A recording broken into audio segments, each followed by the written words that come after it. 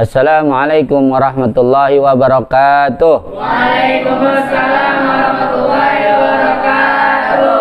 Bismillah, alhamdulillah alladzi faddala bani adama bil ilmi wal amali ala jami'il alam. Wassalatu wassalamu ala sayyidina Muhammadin sayyidil arabi wal ajam wa ala alihi wa ashabihi ya nabi'il ulumi wal hikam, amma ba'd. Apa kabar pencinta dan pemirsa Istana Ilmu Sabi Rahim di mana saja berada? Semoga saudara-saudari sekalian beserta keluarga selalu Allah anugerahkan rizki yang berlimpah lagi berkah, sehat walafiat, serta umur yang panjang fi taatillah wa ridhah. Amin ya rabbal alamin. Pada kesempatan yang berbahagia ini saya akan menjelaskan tentang bagaimana cara kita bisa memiliki keyakinan akan jaminan rizki dari Allah Subhanahu wa ta'ala. Karena banyak sekali orang yang masih ragu-ragu akan datangnya rizki dari Allah Subhanahu wa ta'ala. Kalau anak saya kuliah nanti biayanya dari mana? Kalau saya nanti menyelenggarakan pernikahan anak saya nanti biayanya dari mana? Kalau saya mau mendirikan masjid atau pesantren atau madrasah dan semacamnya, nanti biayanya dari mana? Jadi kadang-kadang suka timbul ya ucapan-ucapan yang demikian dari sebagian orang ya. Bahkan sampai ada orang yang dia cukup punya satu anak saja, takut kekaparaban kalau kata orang Sunda, takut nggak bisa dikasih makan itu anaknya. Itu salah gitu ya. Makanya di sini saya akan menjelaskan bagaimana cara kita supaya punya keyakinan yang kuat akan jaminan rezeki dari Allah Subhanahu wa ta'ala. Nah, pertama saya akan mulai dari petunjuk surat Hud ayat 6 ya, yang berbunyi a'udzubillahi minasyaitonirrajim, bismillahirrahmanirrahim, wa ma min dabbatin fil ardi illa 'alallahi rizquha. Ya, tidak ada yang melata di muka bumi, apapun bentuknya, apapun jenisnya, baik itu manusia, hewan, ya termasuk jin, ya. Nah, itu pasti semuanya yang ada di permukaan bumi itu illa 'alallahi rizquha, ya, melainkan wajib bagi mereka itu dijaminkan rezekinya oleh Allah Subhanahu wa ta'ala. Jadi kata para ulama tafsir, jadi dengan kata 'alallahi rizquha seolah-olah Allah itu mewajibkan zatnya untuk benar-benar menjamin bahwa semua makhluknya yang ada di alam semesta ini ya, khususnya yang ada di muka bumi ini ya, itu sudah tersedia rezekinya. Nah, jadi ini erat kaitannya ya, kenapa Allah menjamin bahwa semua yang melata di muka bumi ini maka aku jamin rizkinya. Ini berkaitan dengan sifat-sifat Allah ya, yang disebutkan di dalam Al-Quran ya, seperti Ar-Razzaq, maha pemberi rizki ya, atau juga khairur raziqin, Allah lah sebaik-baiknya pemberi rizki. Nah itu, jadi kita jangan khawatir. Jadi kalau Allah sudah menjamin ya, kita harus benar-benar puas, benar-benar tenang, benar-benar yakin bahwa jaminan itu tidak akan pernah meleset. Beda kalau yang menjaminnya manusia ya. Anehnya kita kalau dijamin sama manusia kok benar-benar yakin gitu ya. Nah, seperti apa? Kalau beli motor ini maka 3 tahun servis dijamin gratis umpamanya. Atau mobil selama 3 tahun servisnya gratis. Itu dijamin sama dealer umpamanya. Baru dijamin sama manusia, kita kayaknya udah tenang ya. Wah, kalau ada kerusakan apa tenang, 3 tahun dijamin servisnya gratis. Kok sama manusia dijamin begitu, kok bisa sangat tenang, tapi sama Allah udah dijamin rezeki, kenapa kita nggak pernah tenang ya? Nah, ini sangat kebalik sekali gitu ya. Nah itu, jadi kadang-kadang ya kalau kita tagih manusia itu, mana katanya servisnya gratis ya, kok ini masih bayar? Nah itu banyak aja tuh ya alasannya ya. Tuh, jadi beda jaminan Allah dengan jaminan manusia. Kalau jaminan manusia itu suka berkilah gitu kan. Oh Pak, ini yang dijamin cuma cek olinya aja gitu ya, atau servis apanya gitu kan, yang lainnya mah itu harus bayar gitu kan. Tuh akhirnya apa, kita merasa ditipu, kirain gratis semuanya gitu kan, pemeriksa mesin atau servis dan sebagainya gitu. Ngetanya cuma 1 atau 2 item saja. Itu begitu. Jadi jaminan manusia ya, yang kadang-kadang suka meleset, suka ngeles gitu kan, tapi kok anehnya kita wah merasa tenang. Cuma kalau Allah yang janjikan, kenapa kita masih khawatir gitu, masih kurang percaya gitu. Nah ini kurang, ya menunjukkan keimanannya kurang mantap. Nah, oleh karena itulah makanya saya memberikan informasi ini gitu kan, supaya bisa apa? Bisa menambah keyakinan kita akan jaminan rezeki dari Allah Subhanahu wa taala ya. Jadi setiap jiwa itu ya Allah sudah sediakan jatah rezekinya ya. Kan kita masing-masing diberi perut ya. Itu berarti apa? Isi perutnya juga alias rezeki untuk diri kita itu sudah disediakan oleh Allah Subhanahu wa taala. Jadi nggak usah khawatir ya. Kemudian yang kedua ya, ada hadis Nabi yang menyatakan lan tamuta nafsun illa idza tama rizquha. Tidak akan mati suatu jiwa kecuali rizkinya sudah sempurna. Gitu loh ya. Jadi kalau kita raba diri kita, alhamdulillah kita masih hidup ya. Orang tua kita, anak kita, istri kita ya masih hidup. Berarti apa?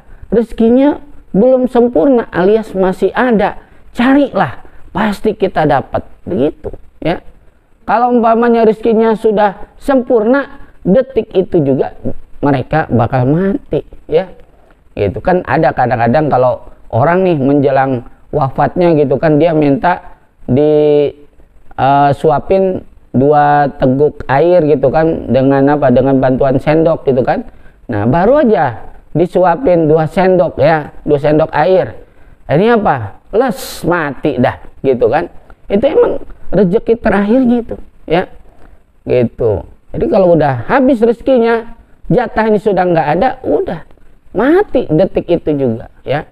Nah sebaliknya orang yang koma umpamanya 6 bulan nggak sadar-sadar, bagaimana, apakah dia masih hidup? Tergantung. Kalau masih ada rezekinya, pasti orang itu bakal bangun lagi, bakal hidup lagi normal, karena rezekinya belum habis ya. Kemudian yang ketiga, kita bisa belajar dari apa? Dari anak kecil ya. Nah coba aja lihat anak kecil ya, masalah rezeki dia nggak pusing gitu kan. Karena apa? Dia udah percaya penuh sama orang tuanya. Masa iya saya nggak dikasih makan sama emak bapak saya? Masa iya saya nggak ditengokin kalau saya sakit, kagak diurus gitu kan? Masa iya saya kagak dibeliin baju baru, nggak dibeliin pakaian seragam buat sekolah apa?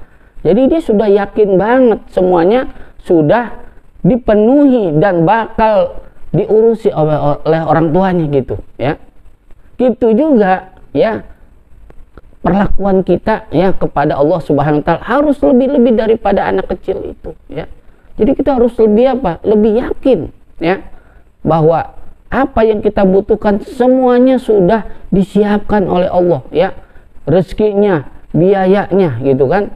Nah itu kita umpamanya masuk SD, terus masuk SMP, masuk SMA, terus kuliah gitu ya, itu sudah ada dananya, Allah sudah siapkan rezekinya ya, asal kita yakin ya. Nah begitu.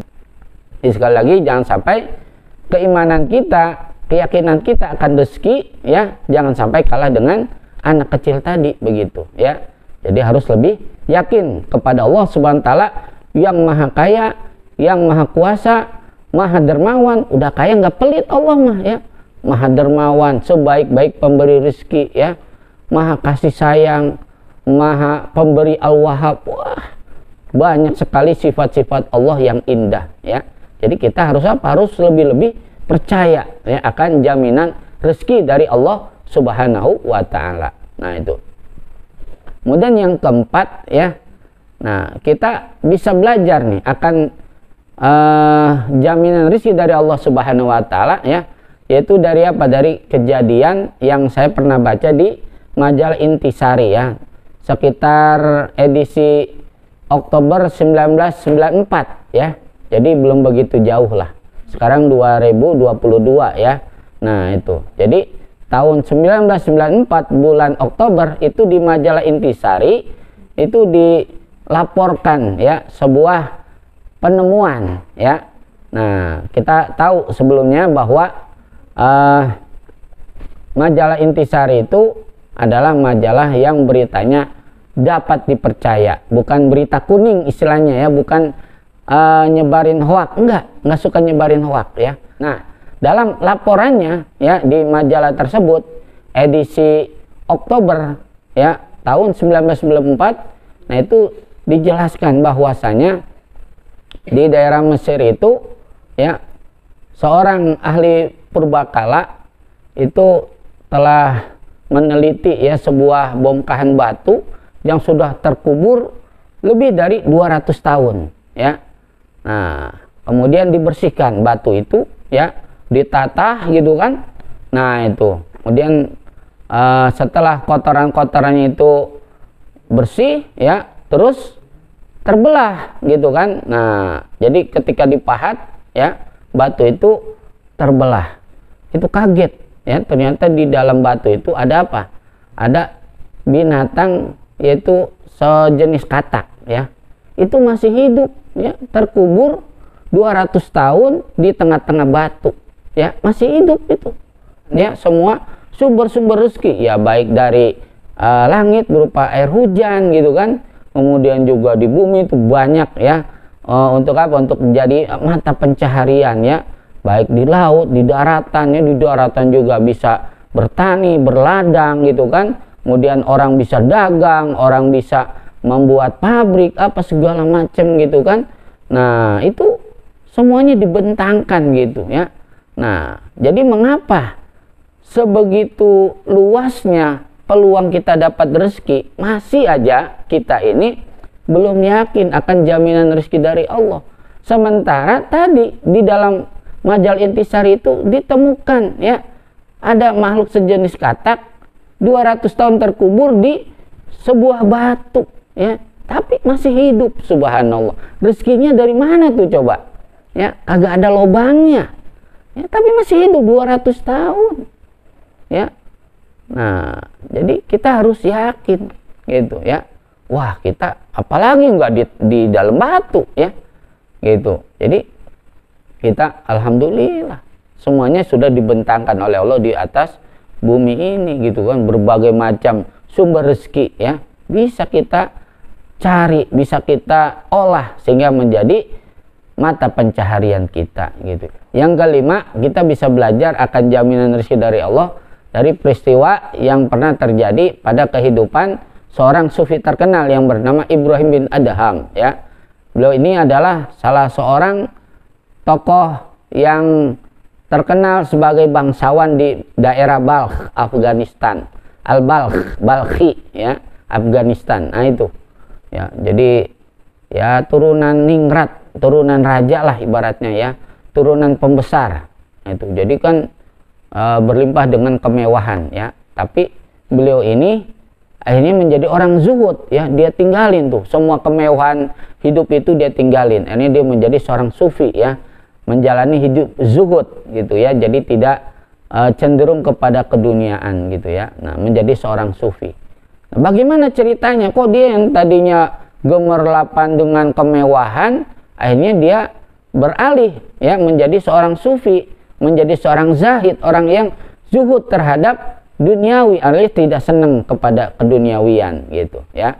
Ini ada latar belakangnya ya. Jadi ketika dia ini salah satu kebiasaannya ya adalah suka berburu ya. Nah, ya rusa ya atau kancil atau apalah gitu ya, yang nanti dagingnya enak untuk dipanggang gitu kan. Nah itu. Nah, suatu hari beliau berangkat tuh berburu ya. Berangkat berburu di sebuah hutan ya. Nah itu. Jadi suatu hari ya, suatu hari beliau itu berangkat ke sebuah hutan. Nah, biasa ingin nyari binatang buruan. sampai siang ya, ceritanya dia ini lagi apes gitu, enggak ketemu binatang yang akan dia panah ya, nggak tahu ngumpet kemana itu ya. Jadi dia nggak ketemu-temu tuh binatang yang akan jadi buruannya itu. Akhirnya apa, sampai siang kan, sampai dia lapar tuh. Nah, ini apa, dia buka ya perbekalannya ya, roti dan sebagainya gitu kan. Nah tuh dia buka, nah terus udah dikasih selai apa gitu kan. Nah pas mau dimakan, ada burung Raja Wali nyamber set gitu kan. Wah, akhirnya apa, dikejar lah ya burung Raja Wali itu ya. Woi burung, mau kemana kau? Jangan kau bawa makanan siangku ya, kembalikan tuh ya. Jadi dikejar tuh, wah pakai kuda gitu kan. Nah itu terus sampai ke atas bukit ya. Nah itu terus dari situ ngilang itu ya, burung Raja Wali ngilang gitu. Jadi dari situlah ya, di atas bukit itu, nah Ibrahim bin Adham ini ya bisa melihat ya panorama di bawah yang terhampar luas itu. Nah lalu pandangannya tertuju ya kepada burung Raja Wali tadi ya.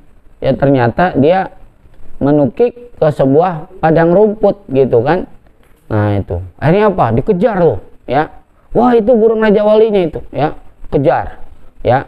Nah itu jadi dia itu melihat bahwa burung Raja Walinya ya mendarat di sebuah rumput yang cukup luas gitu kan.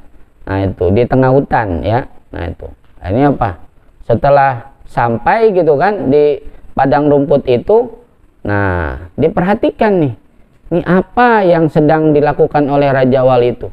Jadi kelihatan si Raja Wali itu lagi nyobek-nyobek roti ya. Nah terus kayak nyuapin ya, si Raja Wali itu kayak nyuapin, tapi siapa yang disuapin ya. Nah akhirnya apa, penasaran, akhirnya dihampiri perlahan-lahan. Ngelihat ada manusia datang, takut Raja Wali itu ya, terbang dia. Akhirnya kelihatan, oh siapa yang dikasih makan sama Raja Wali, ternyata ada seorang manusia gitu kan ya, terikat tangan dan kakinya gitu ya. Nah itu dia lagi apa, lagi memamah roti yang diberikan oleh Raja Wali tadi ya. Nah itu kaget, Pak, ini ada manusia di tengah hutan begini gitu kan. Ini apa ya, dibuka iketannya gitu kan, terus ditanya, sampean ini siapa ya, kamu dari mana gitu, kok bisa sampai di sini gitu kan, bagaimana ceritanya. Nah akhirnya tuh orang cerita, saya ini adalah pedagang yang baru pulang dari perniagaan gitu ya. Nah itu tapi di tengah jalan saya dirampok ya, semua harta-harta saya dirampas oleh begal ya, oleh kawanan begal. Nah cuma untungnya saya nggak dimatiin ya. Ya saya akhirnya diikat ya tangan kaki, udah terus saya dibuang di sini gitu kan. Saya udah seminggu nih ya Pak, udah seminggu saya di sini. Luar biasa ya gitu. Jadi saya terbaring dengan tangan dan kaki terikat udah seminggu, nggak bisa kemana-mana. Karena apa ya, diikat tangan kaki ya. Nah pengen makan nggak bisa ya, nggak bisa nyuapin karena tangannya diikat. Itu alhamdulillah selama seminggu sugan saya kelaparan enggak ya. Jadi Allah tuh kasih rejeki ya, tuh kasih rejeki melalui burung Raja Wali tadi ya. Alhamdulillah nggak kelaparan saya. Tuh kan benar tuh janji Allah ya, semua yang melata di muka bumi aku jamin rezekinya gitu kata Allah tuh ya. Jadi orang yang diikat tangan dan kakinya aja masih dapat rejeki ya. Tuh, apalagi kita yang bebas, nggak terikat apa-apa, masa iya nggak ada rezekinya? Ya, cari, jemput rezeki kita, pasti dapat. Aina matu harik yadaka yunzilillah alaika rizqo. Tuh ya, kata seorang penyair kan. Jadi kapan saja, bagaimana saja kamu menggerakkan tanganmu, yakni berusaha nyari rezeki ya. Begitu. Jadi kita harus ada apa? Ada kemauan berusaha. maka yunzilillah alaika rizqo. Allah akan menurunkan rizki kepadamu gitu.